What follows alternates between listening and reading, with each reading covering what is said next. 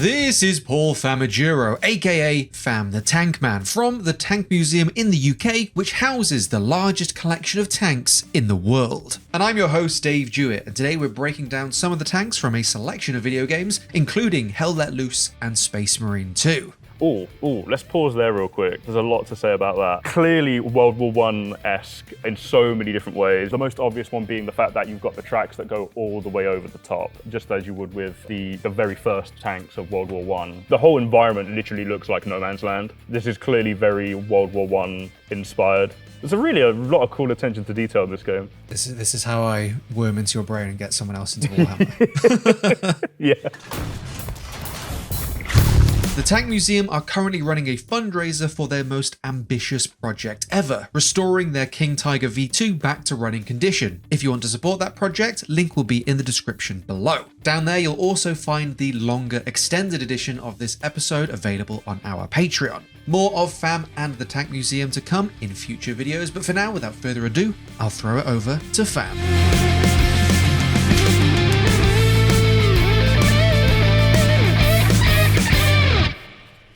Cool, so we're looking at a Cromwell British tank. It looks quite dated, and the awkward thing is that is basically a late British World War II tank, very boxy. Basically, this tank took so long when it was being developed that by the time it finally entered service, it first saw action essentially when they landed on D-Day, and they were basically completely outdated at that point. But what's even more familiar though is that tank we're looking at there has the exact same markings as our Cromwell down in our tank story hall. So I'd imagine that the guys who modeled or textured this probably came down to the Tank Museum potentially, never know. But yeah, very, very cool. Markings of the Polish Hussars, which essentially used the Cromwell as a heavy reconnaissance. Yeah, I think Hell Let Loose has been, for me, some of the most fun tank gameplay I've ever had in a game. There's a lot of attention to detail. It doesn't make it particularly easy. You have to have most of the members of a crew to actually operate. But I think it also emphasizes that you need to have a crew that you can work with properly and who communicates well. Oh yeah.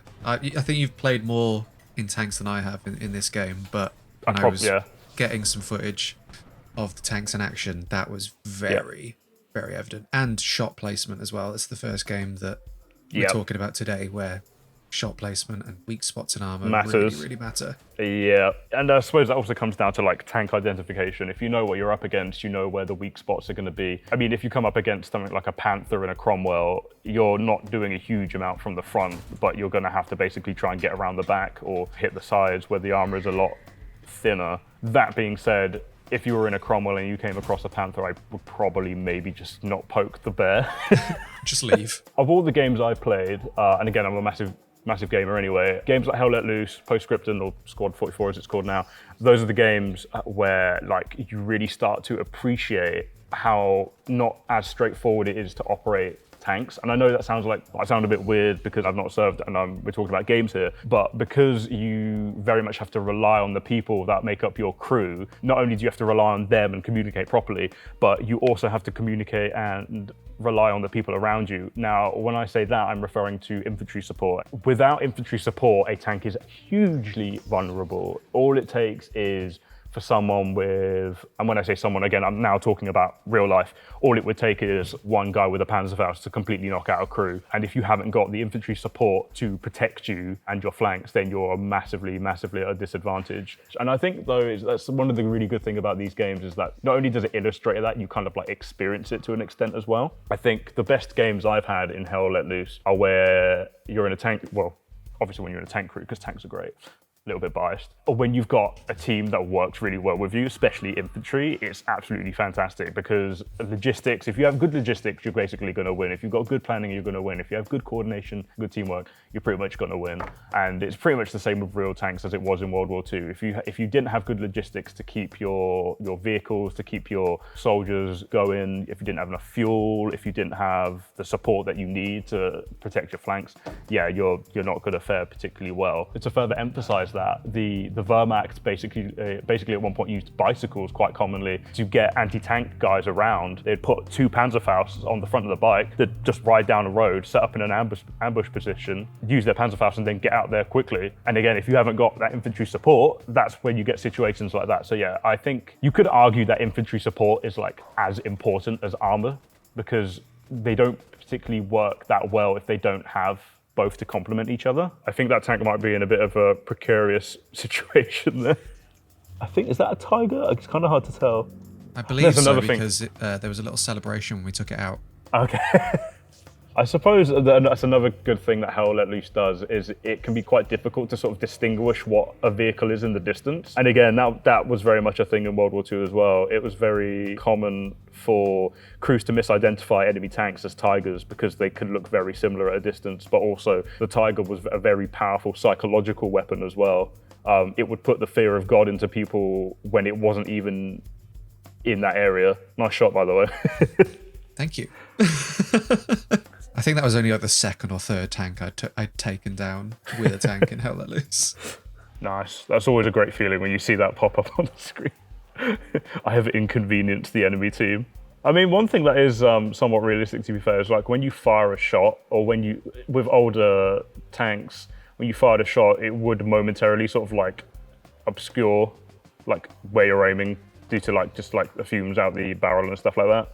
The British Firefly was quite notorious for that. In fact, the Firefly, it was kind of nicknamed that. It was usually referred to as the Sherman 5C, but nicknamed the Firefly unofficially because when it fired its main gun, it used to shoot, it basically shot out a length of flame that was like double the length of the gun.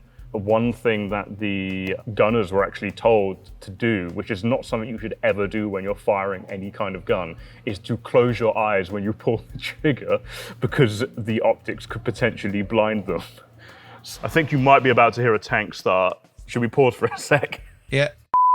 We're currently filming here in our vehicle conservation center, and as you can see, there are tanks everywhere. We've got about 110, 120 vehicles in here. It's basically where our reserve collection lives, but it is essentially a very much active building, so there are times where vehicles need to be moved, as is happening just over there right now. So you're very much definitely going to hear that.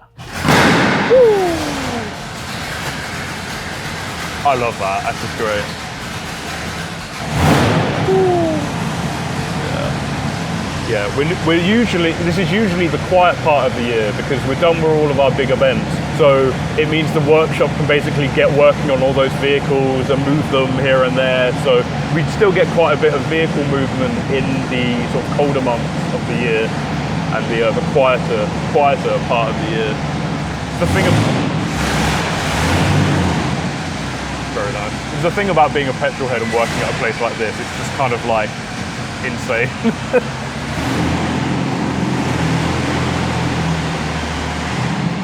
Instead of classic cars, it's just historic tanks.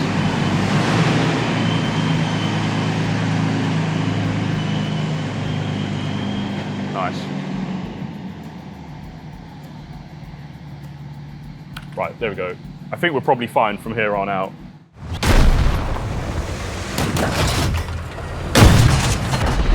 Right, Battlefield 6, all the rave at the moment. I have to be fair, I'm very much tempted to give it a go at some point. It does look pretty incredible. Oh, I'm having a great time with it.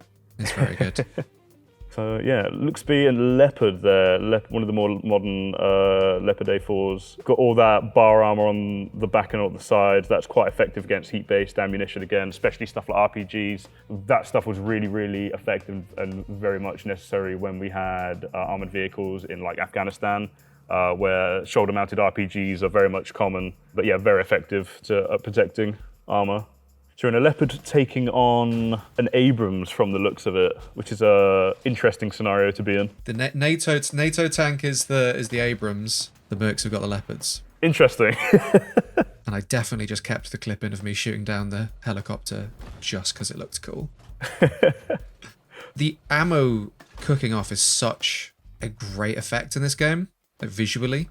But it will create a lot of moments where tank turrets are popping off. Yeah. And in some instances, I've seen people post on Reddit that the turrets popped off and landed on someone and killed them. But is that something that would commonly happen, or is that only on certain models of tanks? Would that be expected? It's pretty common for certain types of tanks, but the most prevalent, I would say, would be Soviet tanks, stuff like the T-72, T-80, T-90. And the reason for this is because those Soviet tanks have what we refer to as an autoloader. There is no member of the crew that loads it. There's an auto-loading system. So around the circumference of the turret, you have something called a carousel. And so you've got ammunition bag charges all below, and you have like a mechanical arm that loads that ammunition into the breech. What this means is you can reload round pretty quickly, but it also means you're basically sat on top of all your ammunition. Having ammunition below you is probably not the best idea in terms of tank design. I mean, different countries design tanks in different ways, but that is the reason you get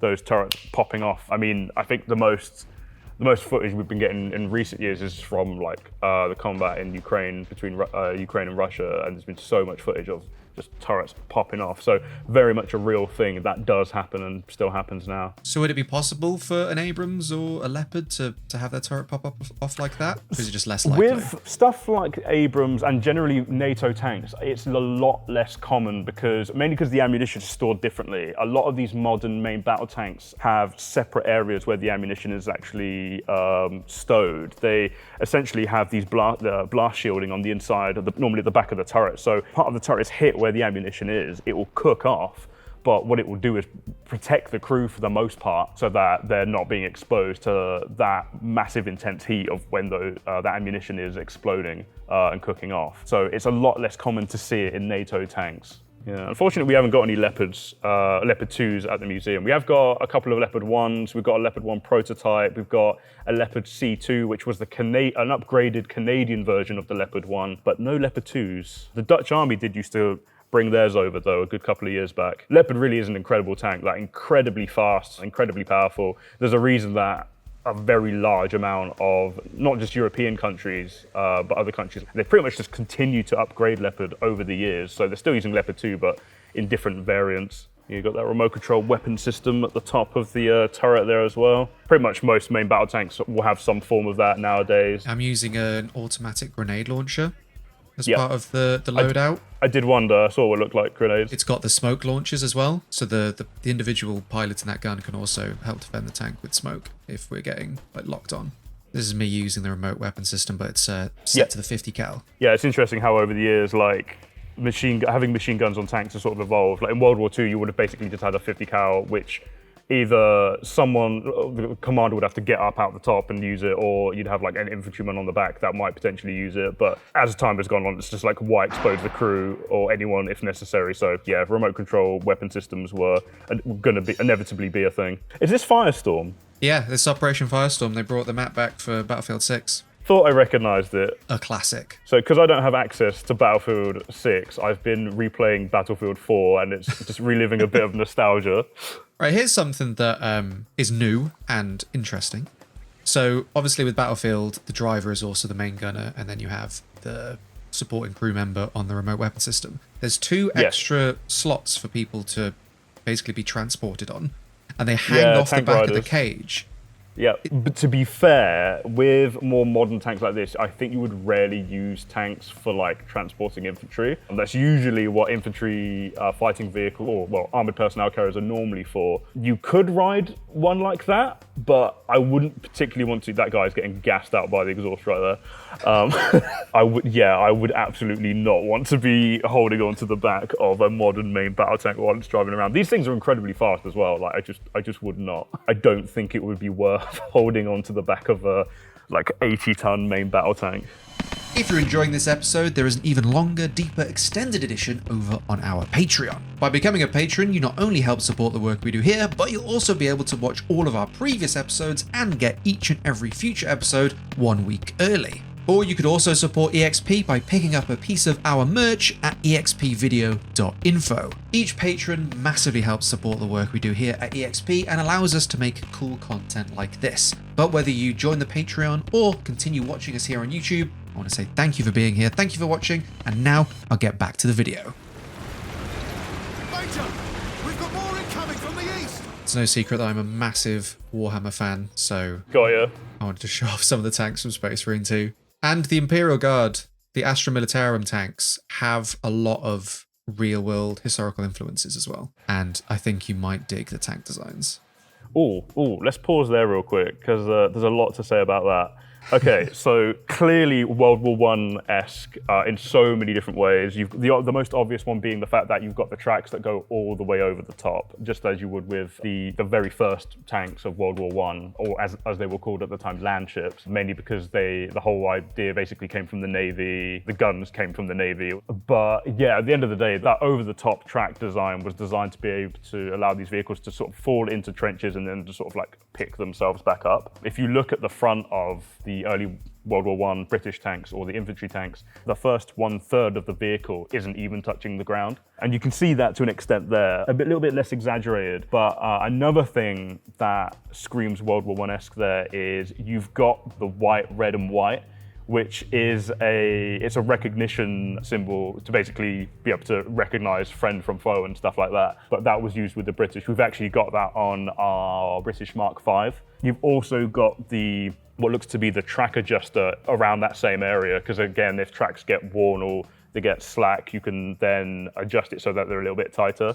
But yeah, that is very much World War One-esque. Very, very cool. We have a vehicle just back there, actually, our BMP-1, a Soviet infantry fighting vehicle. And the idea was it could carry a section of infantry at the back, but they could also put their AK-47s or their guns through the side. It looks very, very similar to that. So that's it's an interesting combination of basically like World War One, American armored personnel carriers, Soviet tank design. Yeah, very, very cool. And then you've got the turret at the top, which I haven't even mentioned. The tank as a whole is also very similar to the French Char B1. They had a turret at the top, which was designed, they put that there specifically to take on armored targets. And then you'd have a much bigger gun in the hull, which was a 75mm, which would be used for stuff like fortifications and stuff like that. It looks like a wrecked Chimera there. Yeah, very cool. Again, that's very sort of World War One-esque. There's so many photos of just like wrecked World War One tanks. To be fair, I mean, the whole environment literally looks like no man's land. Like this is clearly very World War One inspired. Yeah, you even got the tracks off the rollers. Yeah. When I played this moment the first time, I was really struck by the detail that the gunner turns around so it doesn't break the barrel of the weapon against the door. Yeah. That is very much realistic. That is very cool. I love that. Great little attention to detail. Because at the end of the day, like if you go through like a big brick wall or something and your gun is the main thing to hit it, you can potentially damage it, and then you go from being a tank to an armored vehicle. Again, now that is even more World War One-esque, and you actually have the sponsons on the side of the tank there. So with World War One tanks, you had sponsons, which were these big boxes bolted onto the side, which you would have your armament in it. They were actually male and female tanks. Male tanks had 6-pounder guns and 1 machine gun, and female tanks had just machine guns in the sponsons. The idea was that the male tanks would be more capable of taking on like fortifications, and female tanks would basically just sort of run and gun and take on infantry. Yeah, this is the Leman Russ, the main battle tank of the Astra Militarum. Yeah. Very, very cool. Yeah, that is kind of, it's a bit like the Chimera, but like on steroids. So what is considered the first modern tank, or as I usually say, and many other people say, the first revolutionary tank is considered to be the Renault FT. Now, loads of people give the French flack for one reason or another, but they basically inspired what is basically the way tank design went forward. So with British tanks, you had, again, sponsons, you had a crew of 8 people, you had the engine which was housed in the middle, but with the Renault FT, it was the joke I sort of make is the Renault FT is very similar to a Challenger 2 or a Leopard 2. You've got a driver at the front, you've got a fully traversing turret, and you've got an engine at the back. They're basically exactly the same. They're not. In terms of a design perspective, it basically carried on after that. Most tank design followed the driver at the front, fully traversable turret, engine at the back in a separate compartment. It made sense, and it just carried on from there. I've just noticed a bridge there as well. That looks like it looks like a bridge layer bridge as well. That might have been dropped off by some sort of armored vehicle. There's really a lot of cool attention to detail in this game. This is how I worm into your brain and get someone else into Warhammer. Yeah. You will give your life in the name of our holy emperor! Sir, yes, sir! So, Baneblade. Okay, so the past 3 vehicles we've looked at, the first was the Chimera, then the Leman Russ, now the Baneblade. And what I'm essentially seeing is, bit by bit, it just goes from like more steroids to more steroids. Yeah, this is the super heavy tank that are used by the Astra Militarum. No, that's insane. So yeah, again, I'm seeing so much more like combinations of tank design. Again, you've still got sponsons on the side there. You still have the white, red, and white recognition pattern, but you're also now getting additional turrets on the vehicle themselves. Obviously, you've got the main turret at the top, but you've then got like secondary turrets. You've also then got a hull-mounted gun. That gun actually reminds me a lot of the Bromba, which was a German German support vehicle that fired like high explosive rounds, but the way it's mounted is very, very similar. You've also got grenade launchers that I can see there as well. Pretty much most armored fighting vehicles from like the end of World War II or the latter half of World War II onwards had grenade launchers on them, because at the end of the day, if you're in a situation where you need to put up a bit of a smoke screen, you can use that to get yourself out of a potentially sticky situation. It kind of reminds me a bit of the design, the Rat, the P1000, which essentially was like a fortress-sized vehicle that would have been powered like by several like marine engines because of just how big it was. What the Germans learned at the end was that bigger isn't necessarily better. So, yeah. that doesn't match. That doesn't apply to 40K Warhammer, does it? This thing is so massive. It has 11 weapon barrels on this. Gosh. On this super heavy tank. Needs a crew of like 10 to 12. Crazy. So there are a lot of people crammed in the Baneblade. The thing about that though is that having crews of like 12 upwards was not actually that uncommon if you look throughout history. I think the tank that possibly had the biggest crew amount was the German A7V from World War I. Now, the Germans were kind of late to the party when it came to creating armored vehicles in World War I, mainly because initially they didn't think the introduction of the tank was going to make much of a difference. They then realized that they were wrong and tried to make their own tanks. They made the A7V. They only made 20 of them, if I remember off the top of my head, I think it was 20, 21. And these things had crews of between 18 to 24 people. We actually have a replica one all the way back there. Yeah, this thing was insane. Like, it had an artillery piece at the front, but then it had machine guns all over it. But a crew of between 18 to 20, 21, 22, 23, 24 people is like insane. And in case you wondered, they weren't particularly successful. Most of them pretty much broke down or fell over because the way they were designed was just not very good at dealing with like trench warfare. Yeah, very, very cool. The props to the designers of like the lore and like the models in this, because there's clearly been so much thought that's gone into it. Where is Da Vinci's machine? Follow us. They have hidden the path, but we discovered the entrance. Have something very different. Assassin's Creed, yeah, very much a big change of pace. I tried playing Assassin's Creed. For some reason, like I've tried playing the first one twice, and I got to like near the end, and then I just stopped playing for some reason. I don't know why. I just ended up playing other games, but I did enjoy what I did play. There is at least one Assassin's Creed game that has a tank in it. Well, yes, technically. Leonardo expects me to maneuver these. No instructions, of course. Yeah, it's one of these things that people sort of still debate, because like people always have a response for something you say, and we generally say that like the British invented the tank, or what we would define as a tank. But then you get people that are like, well, not really, it's just like a metal version of a siege weapon, which isn't technically far off, to be honest. So I suppose it depends how you look at it. There we go, the Leonardo da Vinci tank. I saw you had a scale model of this in the tank museum. We do. We have it in our orientation zone, which is very cool because again, it's like it's that question of like, is this where the earliest idea of a tank came from? With what we're seeing in this footage, you technically have what is not a traversable turret, but the guns themselves turn. My understanding is when you'd fire one, it would rotate. There's a couple of different depictions of how the Leonardo da Vinci tank was designed, but it's one of those very interesting historical designs that would have been interesting to see if, I mean, I wouldn't be surprised if there's someone out there who's made like a scale model or a replica of it, model. Presumably you would need a driver and you would need someone on the guns, or I say driver, I mean whoever is powering it. I think the one in our collection had it so that there would be like a hand crank to move it. So whether you'd have multiple people doing that, yeah, presumably you would have to an extent, because it would still be considerably heavy. I mean, you're looking at you're looking at iron cannons and stuff like that. Well, cannons. I'm not sure if they'd necessarily be iron. I'm not that good when it comes to much older history. I can tell you it's smoothbore. That's as much as I can tell you. I think. But yeah, it's a nice change of pace though. Oh my gosh, another tank, guys. It might be the first tank on tank like engagement in history. Orchestrated by Leonardo da Vinci and the Assassin's Brotherhood. Yeah. Yeah, I can imagine the speed in which the individuals could fire in Assassin's Creed Brotherhood and traverse are dialed up for gameplay. Yeah, I would imagine it would be considerably slower. Thank you all for watching. We hope you enjoyed the video. Like and subscribe if you did, and check out the links in the description below to find out more about the Tank Museum's fundraiser. We've got more videos including Fam in the works, so make sure you stick around so you don't miss out on those and all of the wonderful content we've got coming up for the rest of the year. Thank you again for watching, and I'll see you real soon.